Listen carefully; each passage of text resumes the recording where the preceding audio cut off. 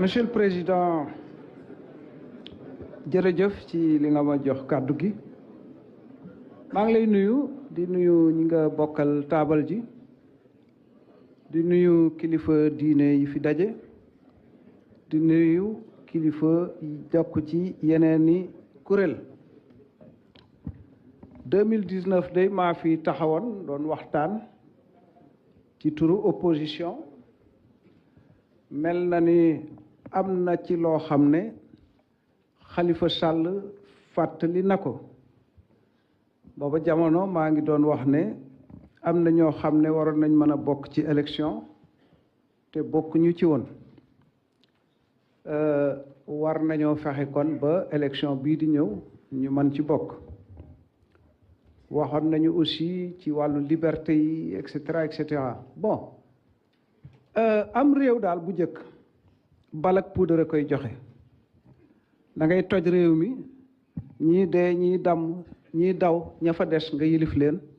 ba keneen ëpp la doole ñëw toj réew ma yilif ko muy woye noonu léegi nag dañuy wote bu jant soye ñu wàññi ku ëpple toog moo ëpp yërmande defe naa ne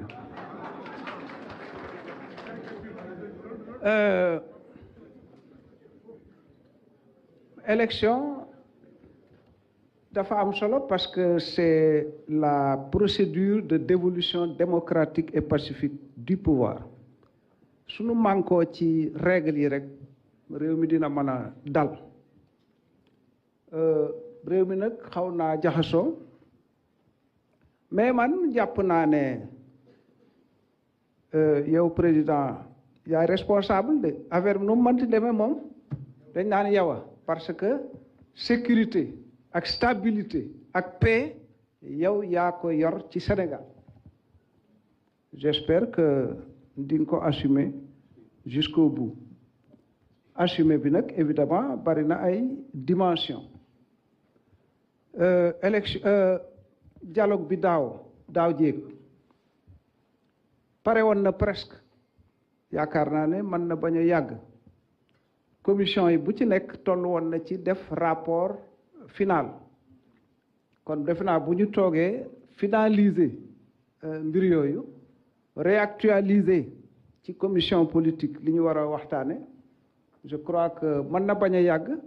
te mën na efficace te mën na joxe résultat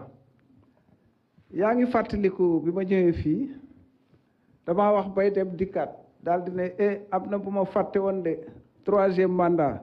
après ma ne la mais du ma ci wax dara ndax yow ci sa bopp tontu nga ca léegi nee nga nañ ko waxtaane man defe naa ne mën nañ koo waxtaane waaye daal problème bi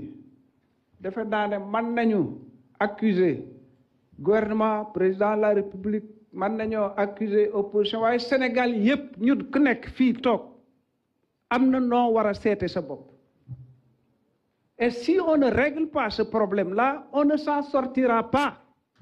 parce que ku nekk jàpp nga ne problème bi ña ca desa waaye du yow waaw loolu suñ ko doxalee noonu nu muy dem fàttali naa bërki démb ab télévision xaw ma ban la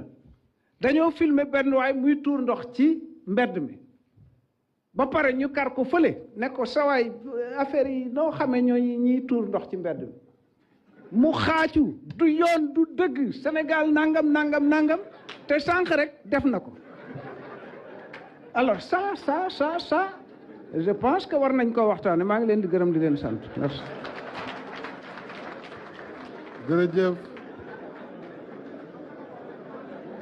jërëjëf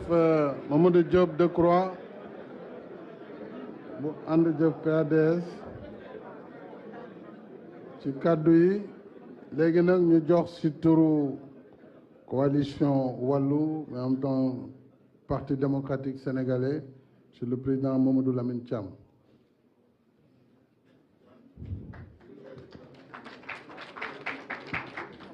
Assalamu alaikum. Monsieur le Président, nous vous remercions de nous avoir conviés, mais nous sommes organisés dans notre délégation pour faire une déclaration que devra lire l'honorable député Nafi Diallo. Je vous remercie.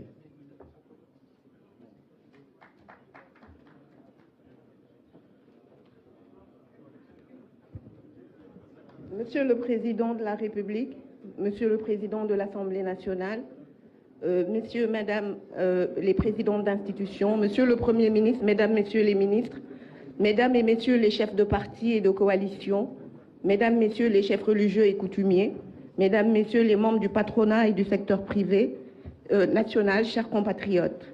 Je voudrais, au nom du Parti démocratique sénégalais et de son secrétaire général national, vous remercier de nous avoir conviés à ce dialogue. Notre présence dans cette salle est l'expression de notre engagement patriotique. Elle est également la manifestation accomplie de notre sens des responsabilités et de notre attachement au dialogue politique qui se trouve être un important levier de la démocratie et un élément important de notre programme fondamental.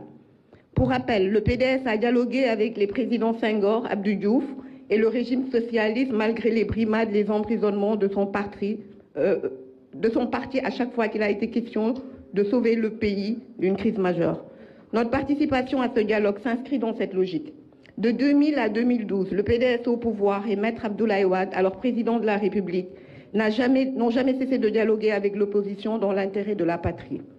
Monsieur le Président, chers compatriotes, ce dialogue qui s'ouvre aujourd'hui se tient dans un contexte de grave crise économique, sociale et politique, marqué par des tensions politiques internes importantes, une rupture de confiance entre acteurs et de fortes divergences sur les règles du jeu politique à quelques mois de la présidentielle, prévue le 25 février 2024. Les Sénégalais sont inquiets. Il se tient également dans un contexte marqué par une inflation galopante, un effritement continu et sans précédent du pouvoir d'achat des populations, un essoufflement des ménages sénégalais. Compte tenu du contexte national, de graves crises que traverse notre pays, nous avons finalement accepté de participer à cette cérémonie de lancement du dialogue national, mais regrettons, Monsieur le Président, qu'à ce jour, nous ne disposions d'aucun ordre du jour, d'aucune feuille de route et ne connaissions pas les modalités d'organisation de ce dialogue. Nous espérons que ces insuffisances seront corrigées afin que les objectifs de ce dialogue soient atteints et que nous ne décevions pas les attentes des millions de Sénégalais qui nous regardent. Nous sommes heureux de voir notre compatriote Khalifa Sall dans cette salle en homme libre de ses déplacements et de sa parole. Sa libération constituait un point d'honneur pour nous durant le dernier dialogue et a été exprimée dans un communiqué signé par le président Abdoulaye Wade en 2019.